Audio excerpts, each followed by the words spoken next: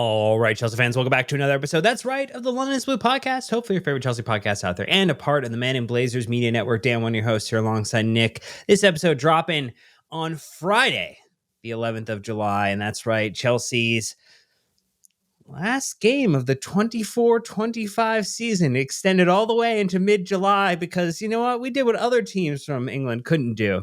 Get to a Club World Cup final. So it's an opportunity, Nick, for us to chat about the Club World Cup final, talk about a crazy day, the 10th of July, as relates to Chelsea's business in the transfer market, more on the selling side than the buying side today, and get into some maybe on the ledge predictions that we will make and hopefully be right on if they're favorable for Chelsea, and if they're bad for PSG, we hope that they're good too. Yeah, it's the final of the Cuppity Cup.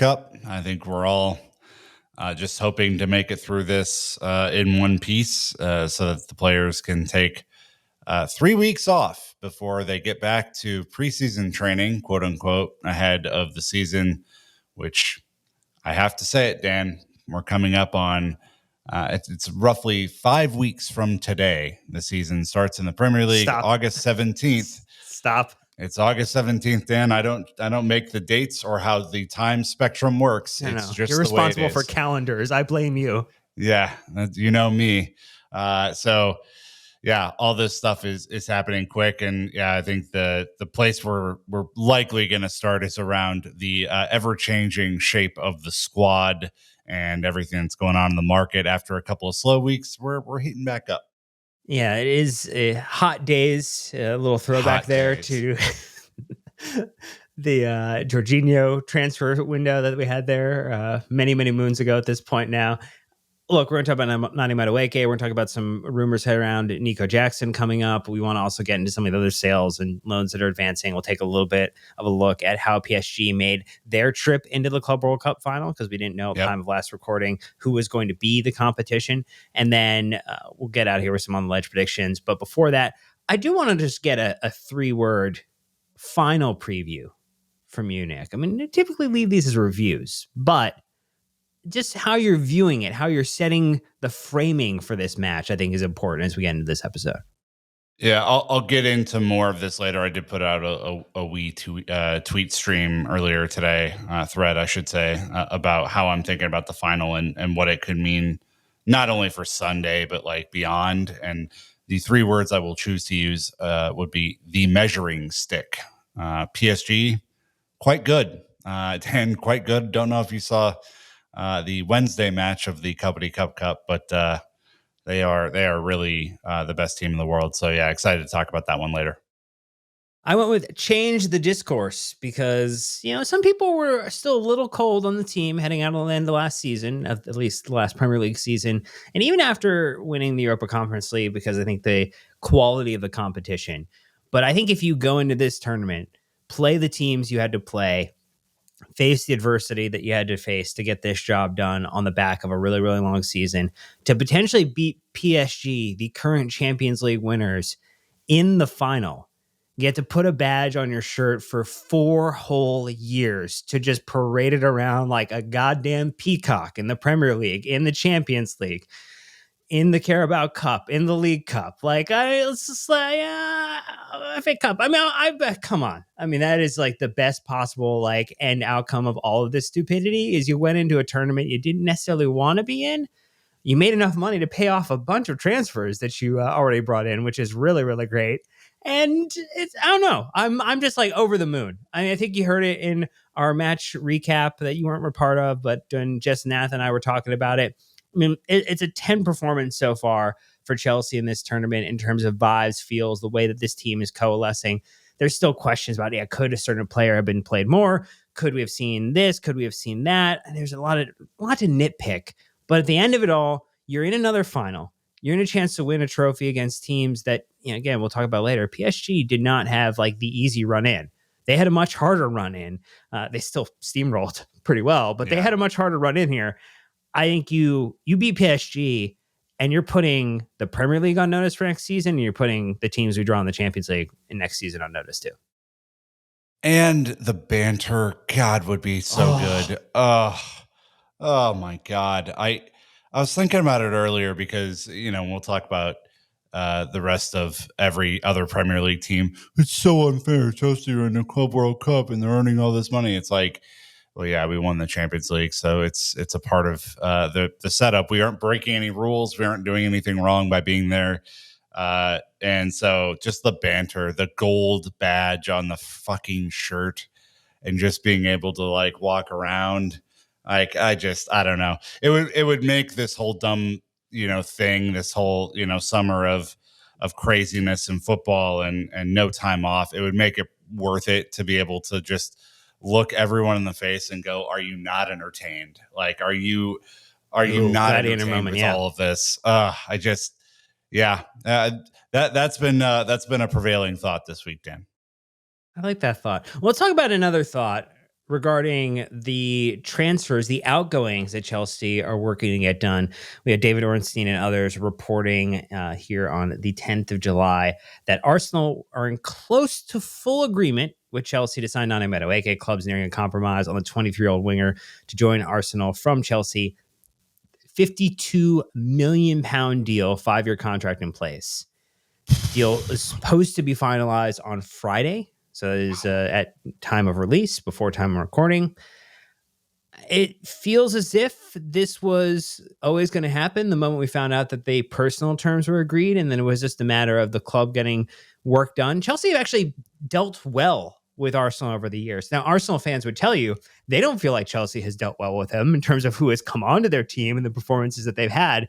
But I would say I think we as Chelsea fans feel like we have been able to deal well with them in terms of selling off individual players and then not watching them perform at the highest level. I will say, any former player, I always wish very, very, a very, very good time, whatever club, very healthy time as a player. Just hope that he doesn't score against us. Just hope he doesn't help that team win a Champions League or a Premier League title. But he's going to Arsenal, so I don't think that's a worry, right? I mean, the absolute head loss over this today from their Muppet supporter base is just wild.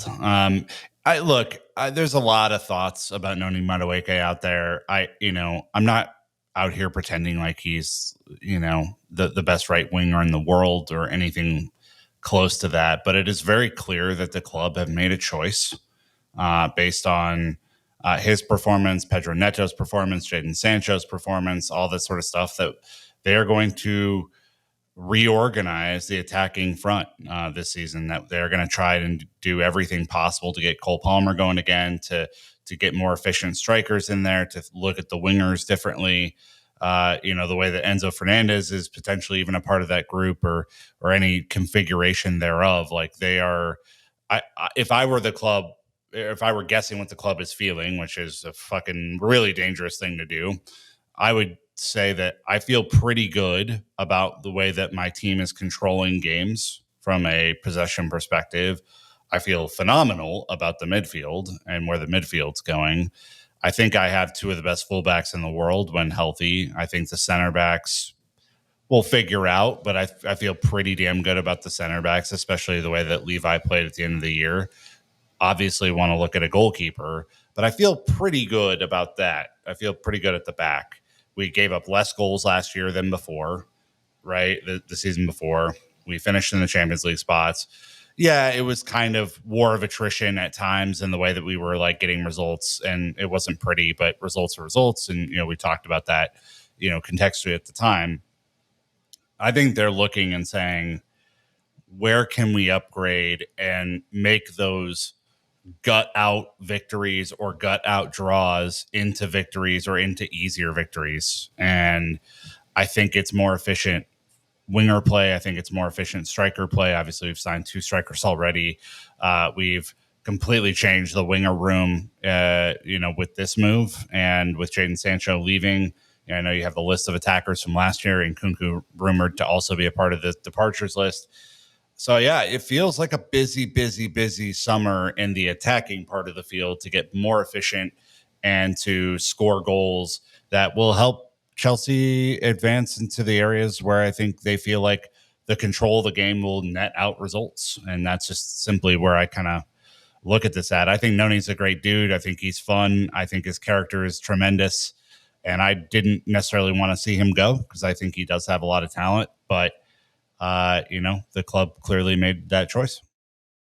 Yeah, I think the interesting thing when you start to look at just the composition of who Chelsea had as an attacker last season and where this attack is going next year or next season. I mean, we had, just top to bottom, Nico Jackson, Nani Madueke, Pedro Neto, Jadon Sancho, and Kunku, Tyreek George, Mikhailo Mudryk, Mark Guiu, Joao Felix, and Cole Palmer. Anyone who played, Guiu had the fewest minutes in the league at 73, but, in terms of all competitions, like all these players had an opportunity to contribute. So we're heading into next season now. You have lost Nani Madueke, you've lost Jadon Sancho. Tyreek George is being rumored to go on loan next year. Mikhailo Mudryk's off the team. Joao Felix is potentially being looked at from a permanent sale to Benfica. And you have Mark Guiu, potentially another candidate for a loan. So you've dropped a significant number out of last year's attack. Now, I'm going to say, I think a couple of those players are going to feel like, not a big loss, because what did they do with their minutes on the pitch and how did they contribute to this team? You add in Liam Delap, Joao Pedro, Jamie Gittins, Estevao. You're still probably 1 to 2 attackers now, potentially considering the other news, short of, I think, a full contingent here. Maybe just one, if you consider the fact that, like, really, you weren't going to play Ty George a whole lot. You weren't going to play Mark Guiu a whole lot if other players above them were healthy at times or were fit. And so, like, that's kind of the math game here. But I do feel like now you need one more attacker coming in. Yep, it's someone from the left to compete with Jamie Gittins. I think the right side is Pedro Neto and probably lesser extent Stevao, at least for the first part of next season. Although I think, of course, we covered off on his incredible, goal against us and his form last season. I just think we need to take a breather with him. We need to give him a little bit of time. But you have a flexible list of forwards outside of Liam Delap, who is a really traditional kind of center forward. Joao Pedro has shown he can get out wide. Delap can, but not in the same way. We'll talk about Nico Jackson and what potentially happens there, but a super versatile option.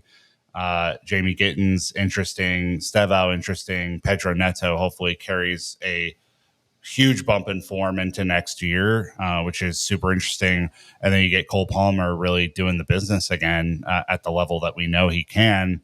You probably need at least one more. And I know there are a lot of names that will be mentioned as we kind of look towards solutioning. But we're potentially 3 out of the 10 attackers that we used last year making it. Maybe only 2 if we want to potentially move on to the Nico Jackson news, Dan, because you lose everyone except for Pedro Neto and Cole Palmer. Like that, I mean, that's a crazy amount of turnover for one offseason in your attacking room. And, I think we're bullish on what we've seen so far, but I think there's probably a little bit more to do.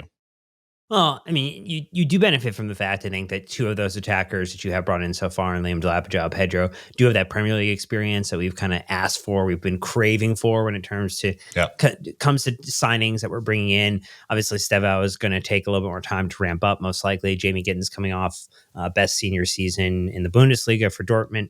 So, I mean, like, there is a set of good signs there, and particularly if you're going to build upon what Cole's been doing, in the end of this tournament, really starting to look like the absolute, ice machine himself, Burman, Cole Palmer, and Pedro Neto with his fine form. That's very, very exciting. They carry that into the start of next season. The Nico Jackson news, we're going to talk about that after our first ad break, but boy, oh boy, that was not something I was expecting to see today. So stay tuned and we'll get right into that one. All right, Nick. So the Nico Jackson one, Fabrizio Romano was reporting that it's getting serious at Chelsea with Nico Jackson. There's interest from several clubs in the Premier League. I imagine Aston Villa has to be one of them. And also in Italy with AC Milan is dreaming of Nico Jackson. I'm dreaming of AC Milan ever stumping up real money for a transfer. So I guess we're both dreaming of things that are never going to happen. At the moment, also very expensive for Italian clubs in general. Same. Inflation. It real sucks.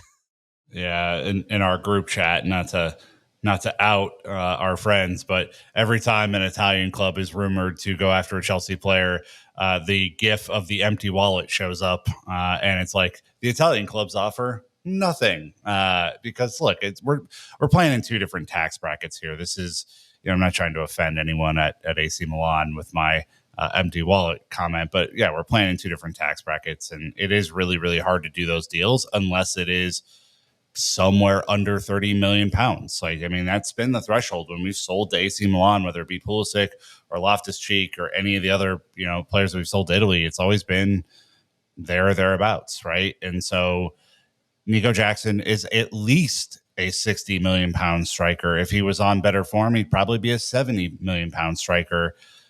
You can't see AC Milan with no Champions League football next season going after a 70 million pound striker. I just like it. It doesn't make any sense. I think he'd be phenomenal in, playing for them and playing in a really interesting kind of Serie A heading into next season. But that won't happen. I think the solution, the call is coming from inside the league, probably for Nico Jackson, because look, he's still a super productive striker. He's had a couple of productive years, if not frustrating years. But I think the broader point that I make on Jackson is, even with Joao Pedro here, and of course you guys wax poetic about what he put on from a display, Liam Delap coming in, who's looked less convincing than Joao Pedro has. I think you still need a third option, and he is a guy who I would keep at Chelsea unless you could significantly upgrade that position, in which case go significantly upgrade it. I think the right cards have hurt him. I think the general decrease in his play has hurt him, but I don't think the door's completely closed here either. So I think it's just going to be one to watch. But if they get rid of Nico, if they get rid of Noni, they get rid of Christopher Nkunku, who's been a surprise participant in the Club World Cup stages. 2 out of last year's 10 attackers playing for the club this year it's just a wild amount of turnover. So that's all I'll say. Yeah, I mean, I think people would point to the fact that there were large gaps in time that several of those players struggled to score. And so, like, how much would you actually miss them? And just to give the people points of reference to show that you were very accurate on your what does AC Milan actually pay for Chelsea players? It was 20 million euros for Christian Pulisic, or 20.8. It was 18.9 million euros for Ruben Loftus-Cheek. It was a 3 million euro loan fee for Bakayoko. It was a 4.8 million pound transfer for Olivier Giroud. It was a 35 million. This was the most expensive. 35.3 million euro transfer fee for Fikayo Tomori. So that is your potential ceiling, as it were, for what they've been willing to pay for in the past. Now, you could argue that a forward that would score you goals, and I would imagine Nico Jackson would have a good time in Serie A, that like would be worth more. But again, as I said, it's very pricey for Italian clubs. So we'll have to see if AC Milan might be able to find some money in places that they didn't know existed in this world or the next. So kind of switching gears, though, in terms of what that means for incoming.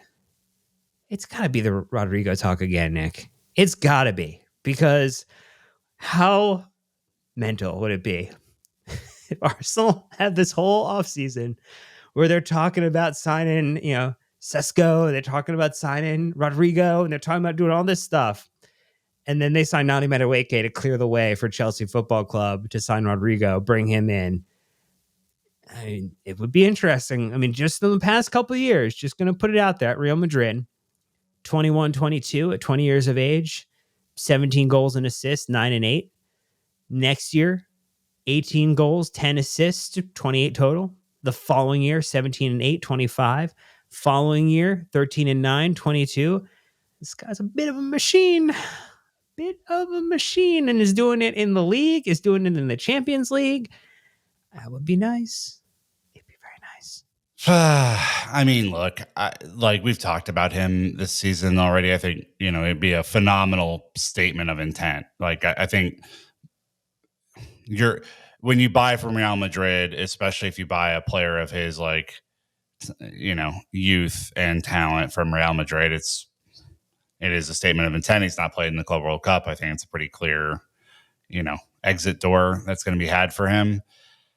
I think he would fit in just phenomenally into this team, especially with the way that we're playing right now, with this kind of like, either you're going to call it like a 3-2-5 attacking setup or a 4-2-2-2, whatever you kind of in or out of possession. I think he would just be really, really interesting in some of that like tucked in kind of winger role. I think that Jamie Gittins wouldn't love that too much, having just been purchased. But give me Rodrigo over Jamie Gittins any day. I do think the fee is going to be intense. Like that is going to be basically, unless you make a shit ton of sales, like it's going to be basically it from the buying perspective. If you go do that, the wages are going to be tough. He's on Real Madrid wages. And I am curious if he would come to Chelsea and not be guaranteed a starting spot. And I don't know if you have a starting spot for him right now because he's not an out and out striker. I think it's just the left wing spot that would basically be open for competition. Like, don't get me wrong. I would love this. This would be great. The banter would be incredible. The banter on top of Chelsea winning the Club World Cup on Sunday would be, I don't know, too much. The Vince McMahon eyes shooting out of its head. But I think what's going to happen is likely Morgan Rogers. So, ba-bum, ba-bum. Well, we will see if that does in fact happen. I'm hopeful. I mean, I think the Brazilian contingent back at Chelsea. Look, Chelsea have done a lot of great things when we've stacked the side with Brazilians. So I'm here for it. I'm absolutely loving the idea of it, the identity. I mean, we were talking within our group chat that like when you have people in Brazilians who are not even fans of Chelsea, who are like advocating now for Rodrigo to go to Chelsea, because then you have Rodrigo, you have João Pedro, you have Andre Santos. Like you're starting to build this like really, really fun contingent of players that I could push Chelsea across the line in a couple of areas here. And really, I think two things. One, it helps you close the gap domestically, but then it also gives you someone on this side that has Champions League pedigree that Correct. If you're looking at this season, we're heading back in the Champions League. You have a couple players on this team who have not had some of the Champions League highs as others have. And so to bring in someone who's a little bit more of a perennial winner in Rodrigo, like I love that addition to the side, particularly with how this team is maturing, with the way that Enzo's stepping up and Reece is stepping up. Like there's just going to be a lot more intensity and drive this season from the team that we're getting. And he fits, in my mind, the profile of like complete footballer that I would want in this team. No, like I said, it'd be a huge statement of intent. It'd be, we're really here to compete. We're really here to do a job. Like you look at that front area, none of these guys, I mean, Gittins has a little bit of Champions League experience, but none of these guys have a great amount of Champions League experience. And so, yeah, to add someone up there who knows what it's like to put the ball in the back of the net, unfortunately against us, would be really nice. And again, I think just to build that solid Portuguese Brazilian contingent at Chelsea again, thumbs up. Well, speaking of other work that's going on behind the scenes as it relates to Chelsea Football Club, I mean, we have Mogu leaving on a permanent deal potentially to Strasbourg. We hardly knew ye, Look, difficult deal to get done between these two clubs. Notoriously difficult negotiations between both sides. Real contentions. It's the modern day Napoli Chelsea situation here. Stern negotiators on both sides of the table. No willingness to move on negotiation valuation whatsoever. But it looks like he's going to sign for 5 years on an undisclosed fee. Okay, cool. Next. Like, I don't know if there's anything. Do you have anything more to say, Nick? We could have just brought Andre back early last year and avoided this whole thing. Like, That's it. That's all I got. Best of luck to the young man, and hopefully he can replace some of what Andre did for Strasbourg. Speaking of, there's a little bit of a knock-on effect here because obviously Jože Petrovic is leaving Strasbourg. He came back to Chelsea, looks to be leaving permanently. That means there is a goalkeeping spot or opportunity at Strasbourg. It does look like the news is kind of starting to filter in that Penders is probably going to be heading there, which would be a real big test, real big step up for him. And then the Petrovic news seems to indicate that could leave for Bournemouth. A couple other clubs interested, right around that £25 million mark, maybe a little bit more. I mean, that 60 million pounds we need to generate to be FIFA compliant or UEFA compliant, Nick, doesn't seem to be that much of an issue anymore. Yeah, boy. A lot of people out there who... you're not going to be able to be in the Champions League next year. They can register all the players we fucking want. Learning about the business side of the business, which is fun. I believe, Dan, while our keep sell loan has failed pretty dramatically from the squads that we have set up, the Penders to Strasbourg one, I remember particularly arguing with one Chelsea Yannick about and thinking that would be the right next step for Penders. Obviously, Penders does not feature at all in the Club World Cup, despite we're like, oh man, maybe he'll get a game. Never was going to happen. And so I think it's the correct move. Him going to Strasbourg is the correct move. I think it will allow him to grow and profile. I don't know. He's not as close to the finished article as Petrovic is. So I don't know if he'll have the same sort of season. Knock on wood. I hope so. Right. I hope he has another one of those seasons and really comes back and pushes for the starting spot because everyone's super high on him.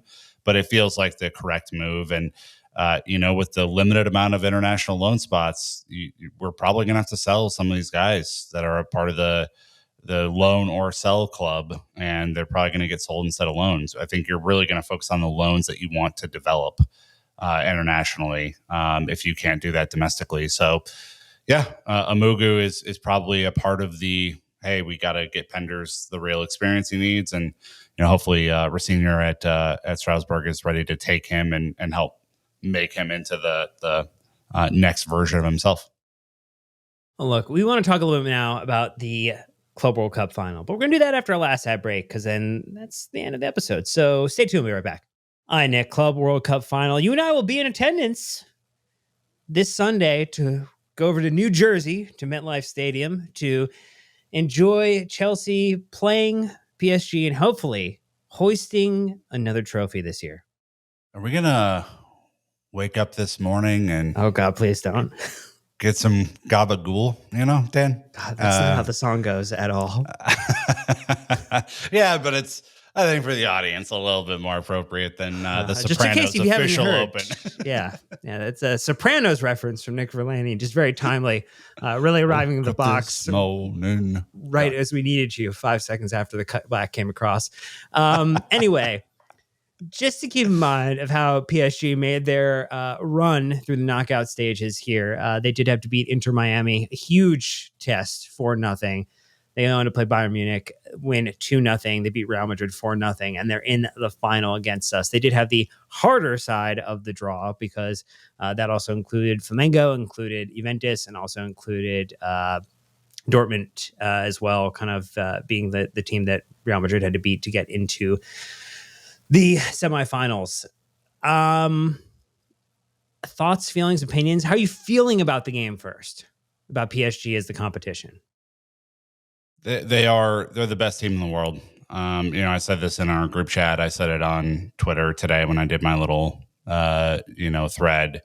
They do everything that we do twice as fast and more clinically. They are extremely, extremely good. They're incredibly difficult to pick up from a defensive standpoint because their players interchange.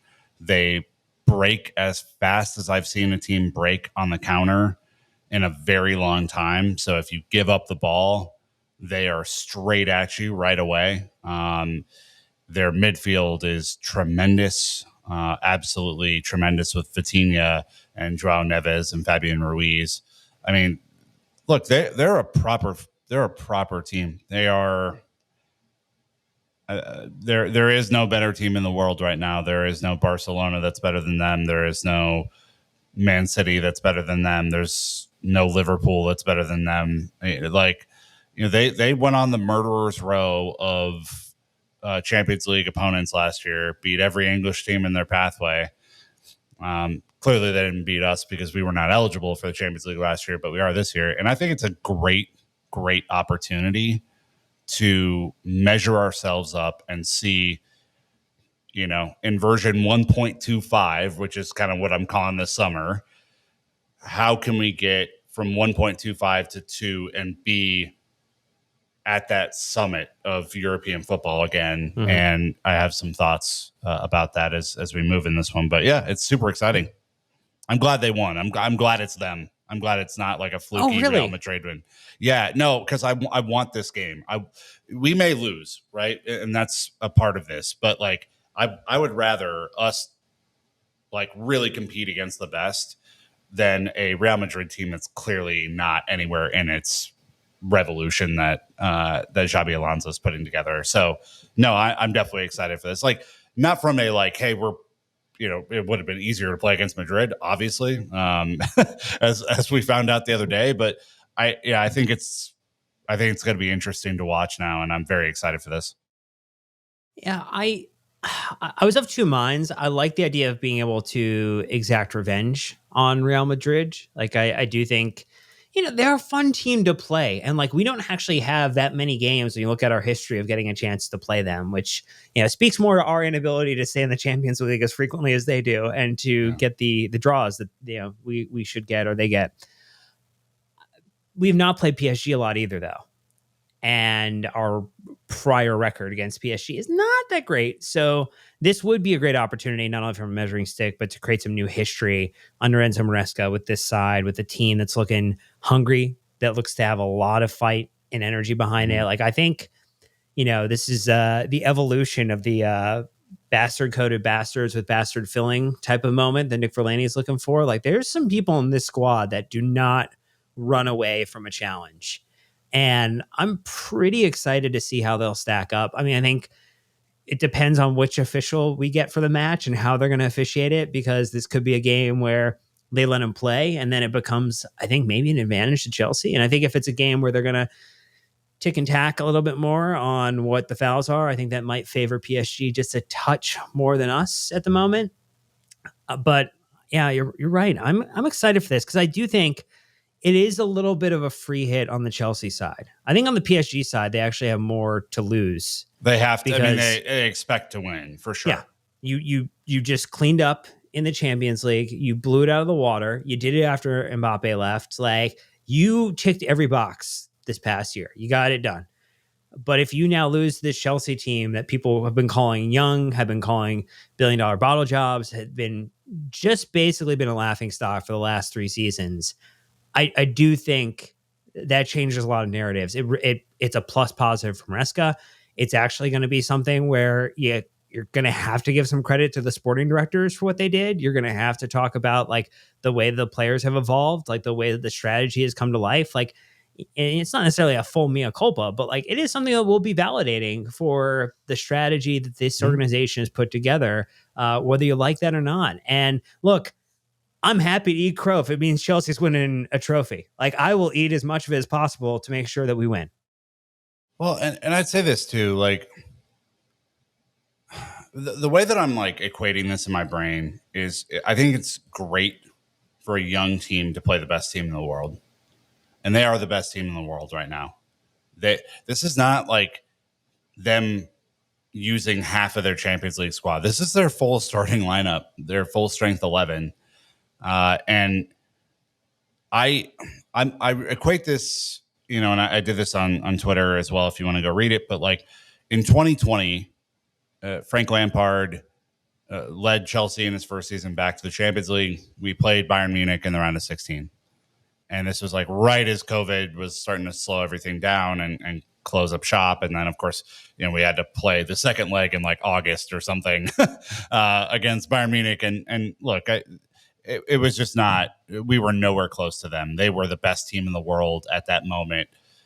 They blew us away tactically. They blew us away physically. It was one of the very few times I saw Reece James get absolutely skinned was by Alphonso Davies, who is also a physical freak and has a ton of athletic ability as well. And I just remember I left that first home leg where I think they won 3-0 or 4-0, something like that.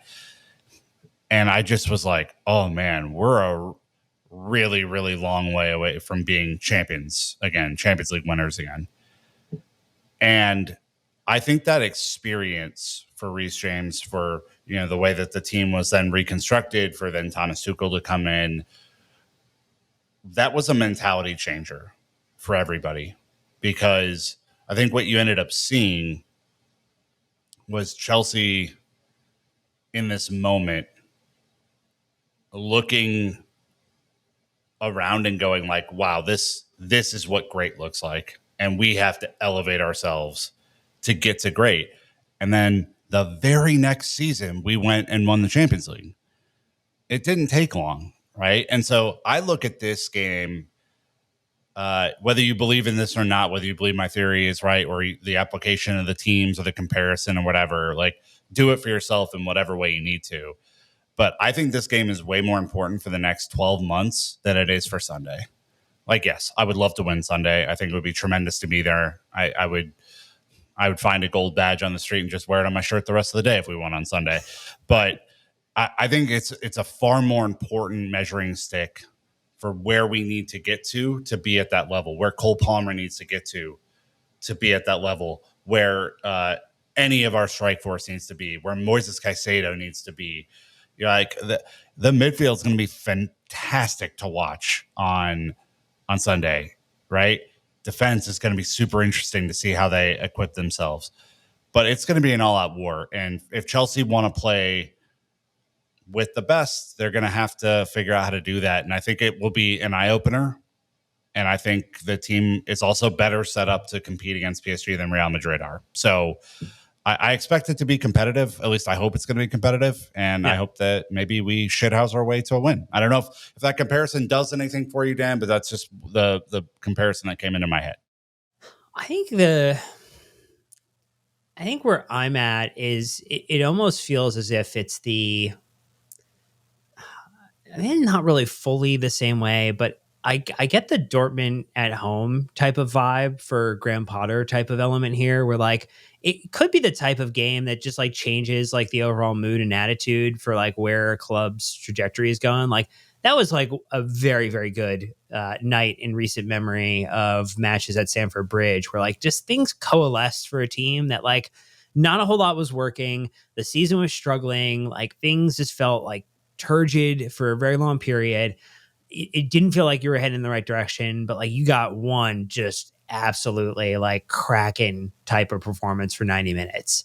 And like that's all you really need to do in this game is 90 minutes of some really, really strong football. And what I tell you is we were harping on last season that like this team only knows how to play 45 minutes. I think they're figuring out how to play more than 45 minutes, Nick. I think they're like up to 60 minutes now. They better pack a lunch for Sunday because PSG play for keeps. I mean, they're incredibly fit. They are incredibly disciplined.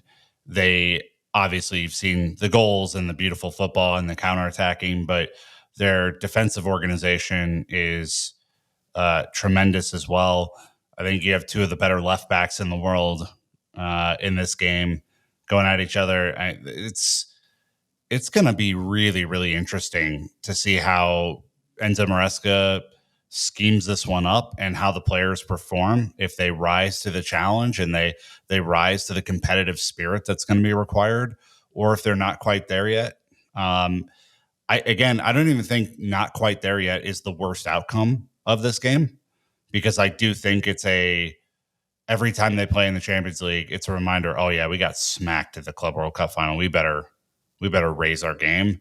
I want to see that evolution over the course of the season for Chelsea, continue to grow, go from strength to strength, see your Enzo Fernandez continue to contribute in really positive ways, see Cole Palmer get back to his best scoring and assisting. And I think it's going to be just a really, really interesting match. Like, it's probably the best way for this to end is against the best team, and I hope that they're just chomping at the bit to get out there and not be punched in the face like Real Madrid were punched in the face, and also they punched themselves in the face, which was not helpful To for be fair, anybody. yes. Yeah. So as it relates to then, do you have maybe like if Chelsea win, ... which player took the match by like the back of his neck and like pulled it across the line for Chelsea? Yeah, I mean, this game in the midfield is going to be so interesting to watch. You have the delicate pass and move of PSG, and the controlling, kind of more ball dominant Chelsea midfield, potentially playing someone like Andre Santos in there as an enforcer. I think if Chelsea get over the line, Enzo Fernandez has a big day. Is able to penetrate into space, maybe gets a really great goal or assist. Is kind of the chief locksmith of that PSG defense. I think he would have to have a big day if Chelsea are going to compete. Yeah, I was going to circle Pedro Neto again. Like, I don't think it's any surprise, like, how he's contributed in here.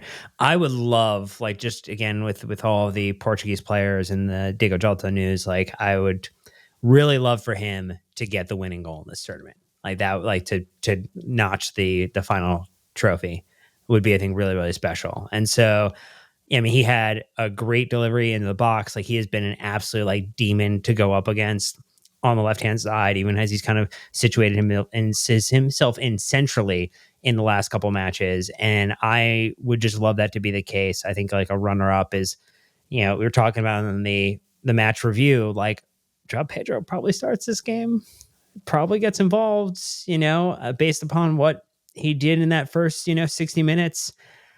Could absolutely be the game changer. Imagine the signing fee for Joao Pedro just disappearing into thin air over the last couple of matches he's been involved in. Be great.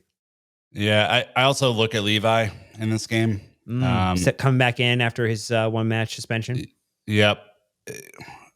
And look, Rudiger's a really good defender. He's definitely on the back end of his career now, and I think that's, while he's not lost that much athleticism, I think you're starting to see the skill decline a little bit, and the mistakes anyone can make, but just not positionally where he needed to be against PSG.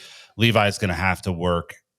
It'll be the hardest he's worked all year by a mile. The way they interchange, the way Dembele and Doué, even Kvaratskhelia coming over from the right, the way that they all map together, the way that Fabian Ruiz does the late runs into the box, and these are very interchangeable pieces to the puzzle, and there is no recognized positioning for any of them. It's why Inter Milan got decimated in the Champions League final.